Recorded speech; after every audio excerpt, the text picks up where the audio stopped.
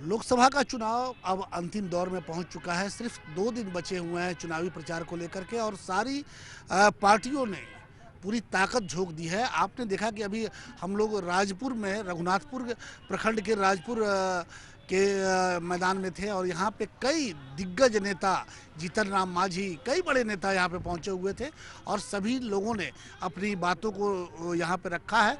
हम अभी हमारे साथ एक व्यक्ति मौजूद, एक नेता मौजूद हैं। कल तक ये जदयू के एक साथी हुआ करते थे, लेकिन आज इन्होंने राजद का दामन थाम लिया है। विजय कुशवाहा जी, विजय सिंह जी, हम चाहेंगे कि पहले अपना परिचय बता दें, फिर उसके बाद से हम लोग बातचीत का सिलसिला शुरू करें। मैं विजय सिंह कुशवाहा समता पार्टी के गठन से ही समता पार्टी में रहा हूं और 2005 से जब अजय सिंह जी की माताजी विधायक बनी, उस समय से मैं विधायक प्रतिनिधि हूं और वर्तमान में कविता सिंह का भी विधायक प्रतिनिधि रहा। और जनता दल यूनाइटेड का जहां तक सवाल है तो उसमें मैं किसान प्रकोष्ठ का जिलाध्यक्ष और प्रदेश सलाहकार समिति सदस्य भी रहा हूं। तो विजय जी, ऐसी क्या बात हो गई इतने करीब रहते हुए और आज जब कविता सिंह सांसद के लिए नामित की गई तो आपने उनका साथ क्यों छोड़ दिया? कुशवाहा राजनीतिक विचार मंच, जो कि जनता दल यूनाइटेड के द्वारा और मुख्यमंत्री के निर्देश पर गठन किया गया था, उस बैनर के तले कुशवाहा समाज के लोग 20 फरवरी को जो प्रमंडल स्तरीय सम्मेलन होने जा रहा था, उसमें कुशवाहा राजनीतिक विचार मंच के बैनर तले कुशवाहा समाज के लोग मेरे प्रयास के बदौलत सम्मेलन में जा रहे थे अपने खर्च से। और वो लोग कुशवाहा समाज के एकमात्र विधायक रमेश कुशवाहा का बैनर लगाया था। इस बात को लेकर के अजय सिंह जी के बहनोई कुंज बिहारी सिंह को आपत्ति थी और उन्होंने अंदर में बैनर पोस्टर फाड़ दिया और कुशवाहा समाज के लोगों के साथ गाली गलौज किया। लेकिन वो भी तो जदयू में थे, अजय सिंह भी जदयू। हाँ, दुख की बात तो ये है कि वो जदयू के प्रखंड अध्यक्ष भी हैं और सिर्फ कुशवाहा से इतनी एलर्जी उनको थी कि कुशवाहा समाज के एकमात्र विधायक रमेश कुशवाहा का विधायक का पोस्टर देख करके उन्होंने पोस्टर और बैनर फाड़ दिया और कुशवाहा समाज के लोगों द्वारा मना करने के बाद उन्होंने इस समाज के लोगों के साथ गाली गलौज किया। चूँकि वो लोग मेरे दिशा निर्देश में जा रहे थे तो उनको गाली देना मेरे गाली देने के बराबर है। इस बात को मैं पार्टी में उठाया, लेकिन पार्टी भी दबाव में है और अजय सिंह जी अपने बाहुबल के बल पर पार्टी को दबा कर रखे हुए हैं। और जिला अध्यक्ष के सामने मैंने यह प्रस्ताव रखा था कि यह जदयू की मनोवृत्ति नहीं है, जदयू इस तरह का कल्चर वाली पार्टी नहीं है, आप संज्ञान लें और जो भी दोषी व्यक्ति उस पर कार्रवाई करें। लेकिन जिला अध्यक्ष कार्रवाई करने से बचते रहे। मैंने 27 मार्च को भी पार्टी में खुलेआम कह दिया था कि अगर अध्यक्ष जी संज्ञान नहीं लेते हैं और दोषी व्यक्ति पर कार्रवाई नहीं होती है तो मैं चुनाव कार्य से अलग रहूंगा। इसके बावजूद भी, जबकि वहां पर अजय सिंह भी बैठे हुए थे, जो सम्मानित एनडीए की प्रत्याशी हैं कविता सिंह जी, वो भी बैठी हुई थी, सारे जदयू के जिला के सारे नेतागण और कार्यकर्ता बैठे हुए। तो उस बीच में मैंने कहा था कि अगर एक्शन नहीं लिया जाता है तो मैं चुनाव कार्य से अलग रहूँगा। तो मेरा इशारा था कि अध्यक्ष जी कार्रवाई करें, लेकिन अध्यक्ष जी अनसुना करते रहे। अजय सिंह जी के दबाव में कोई कार्रवाई नहीं की।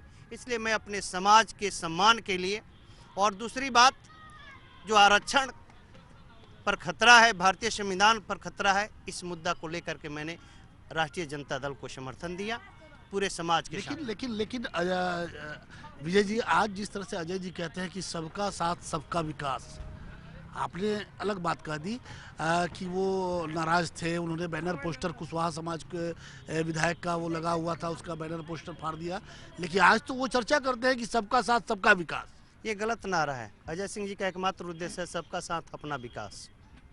मैं उनका विधायक प्रतिनिधि रहा हूँ, मैं बेहतर हालात जानता हूँ। किन लोगों ने उनको जिताया?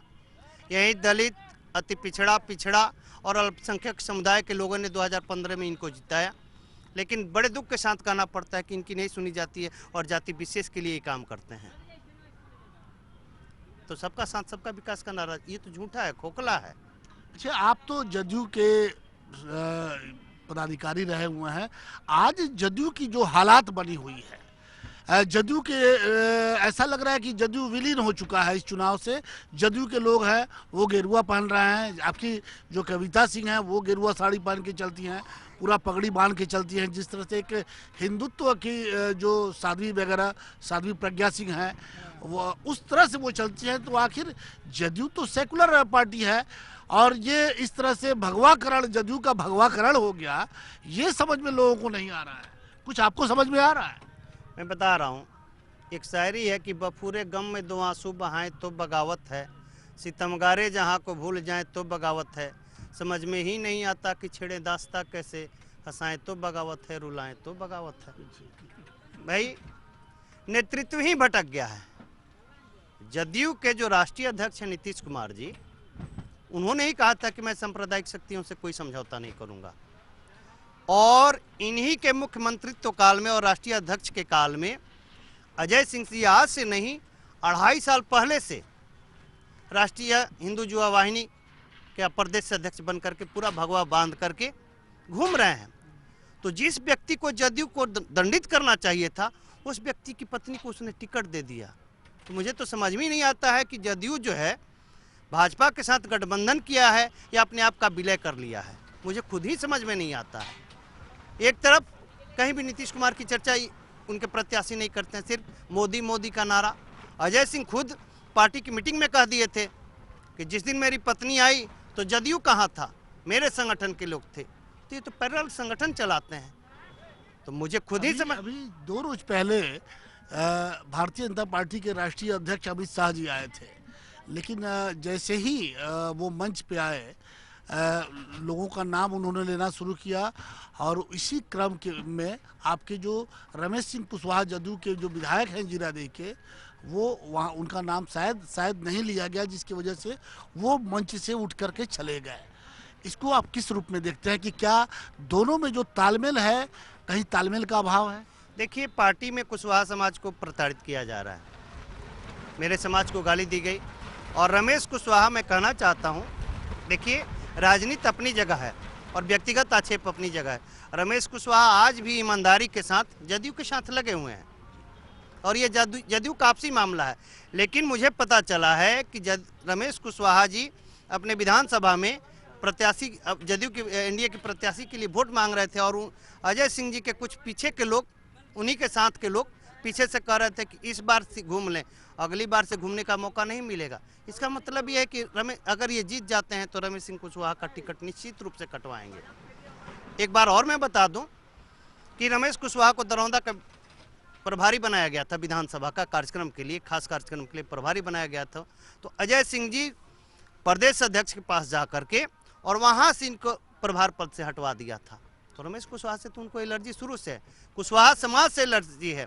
और बैक इतिहास में जाइए तो वहाँ के कुशवाहा समाज के लोग काफ़ी प्रताड़ित हुए हैं इनसे। मुंशी भगत की हत्या हो या और कुशवाहा बनारस कुशवाहा के हत्या में षड्यंत्र रची गई हो, या एक और कुशवाहा है जो आज तक अपनी नंदा मुड़ा गाँव में नहीं है, तो कुशवाहा समाज को सदैव इन्होंने आप कविता सिंह के भी बहुत करीब रहे हैं, राजेश सिंह के भी बहुत करीब रहे हैं। हम जानना चाहते हैं, एक दुरौदा मॉडल की बात हो रही है, दुरौदा के विकास की बात हो रही है, ये क्या है? भैया मेरे, मुझे तो खुद ही नहीं समझ में आ रहा है कि दरौदा मॉडल है क्या। एक प्रखंड को मैं उठाता हूँ, सिर्फ हसनपुरा प्रखंड का, जिस प्रखंड का मैं उनका विधायक प्रतिनिधि था। 2 पुल बने हुए हैं, एक सरैया से लेकर के हसनपुरा, उसका भी आज तक संपर्क पथ नहीं बना। रजनपुरा पुल है, इस तरफ भी हुसैना बंगला, उस तरफ रजनपुरा है, दोनों उन्हीं के विधानसभा में। उस पुल का भी संपर्क पथ जा कर के देख लीजिए, आए दिन वहाँ पर दुर्घटनाएं होती हैं। हसनपुरा प्रखंड में सेमरी से पकड़ी का रोड देख लीजिए।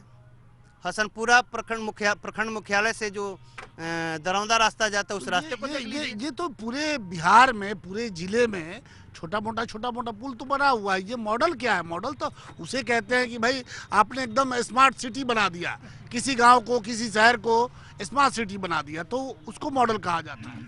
देखिए, दरौंदा के लोग प्रलोभन में आकर के इनको जीता है और वो चाहते हैं कि सिवान को भी मैं प्रलोभन में डाल करके। किस बात का प्रलोभन?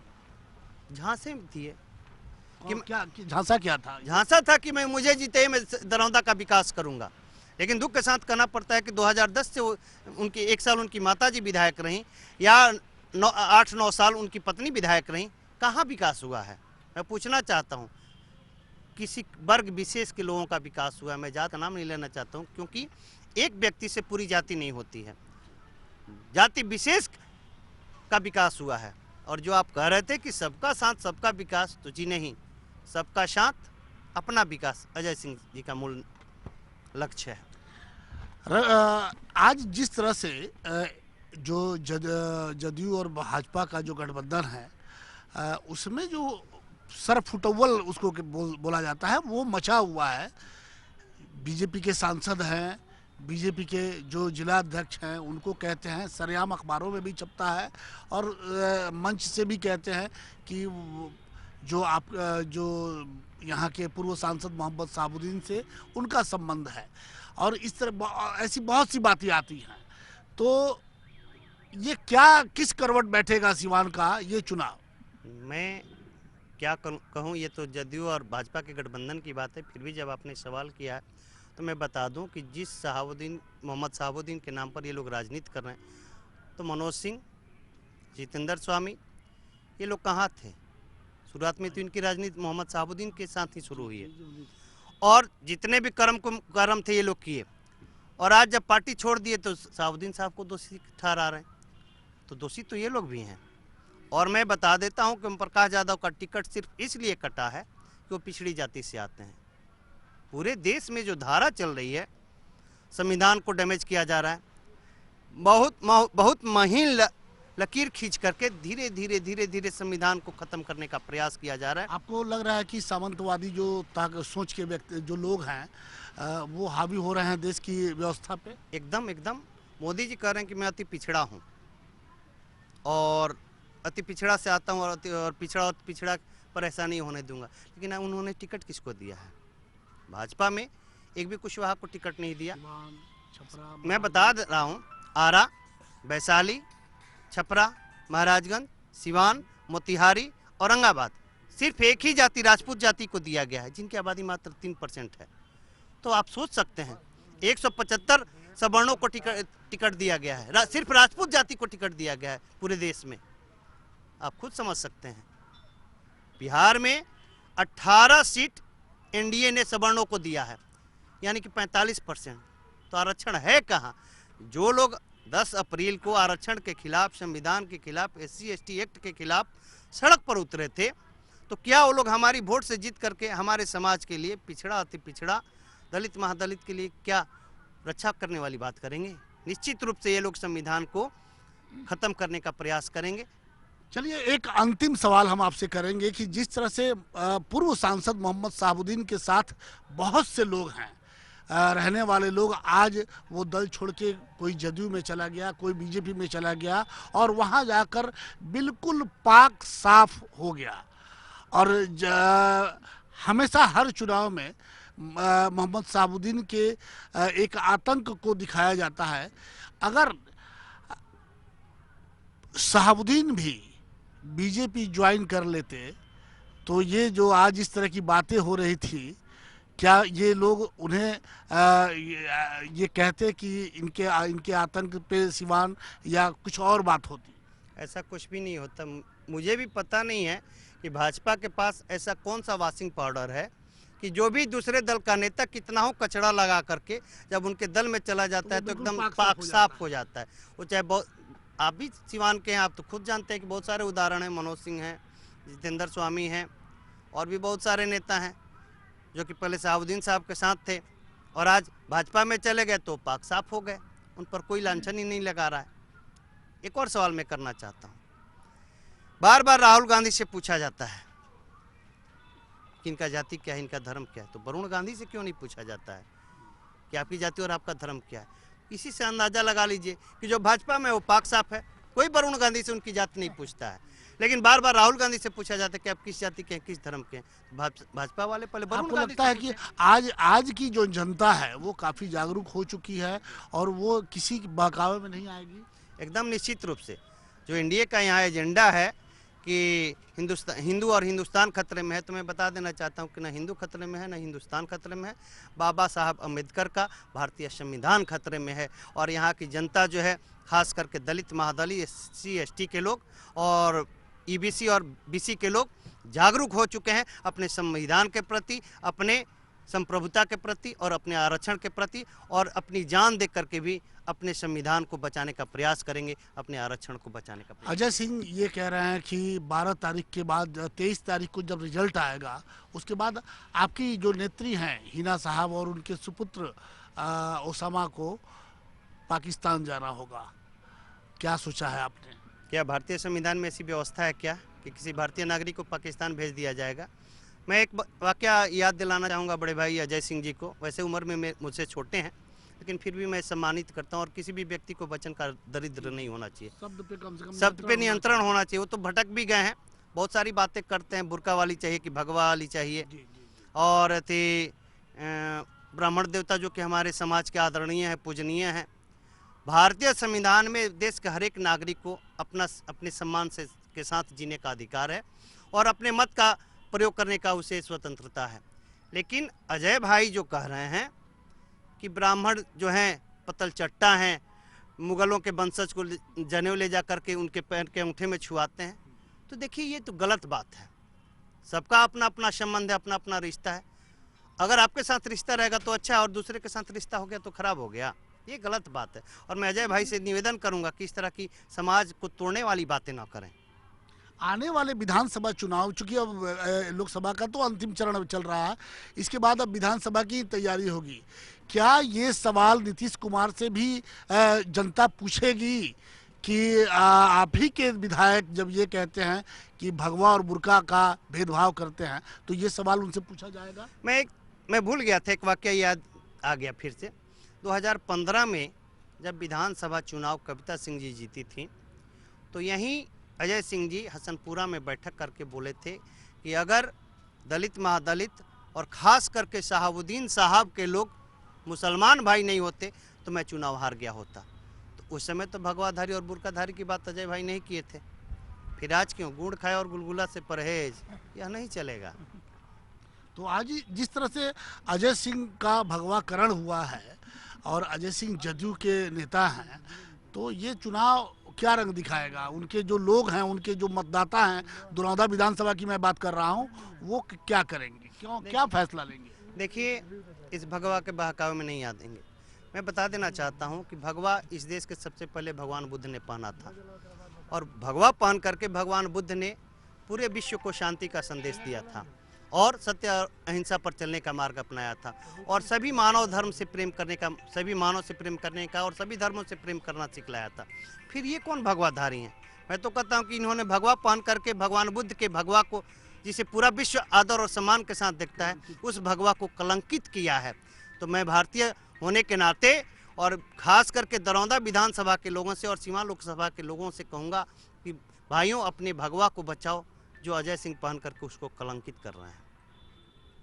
एक बार फिर अपना नाम बता दें। मैं विजय सिंह कुशवाहा, पूर्व जिलाध्यक्ष जनता दल यूनाइटेड, पूर्व सदस्य प्रदेश सलाहकार समिति सदस्य जदयू बिहार, जो कि अभी मैंने पार्टी छोड़ करके राष्ट्रीय जनता दल ज्वाइन कर लिया है। अभी आपने देखा कि विजय सिंह से हमारी बातचीत हो रही थी, और जिस तरह से उन्होंने साफ शब्दों में कहा कि अजय सिंह भगवा पहन करके भगवा को कलंकित कर रहे हैं।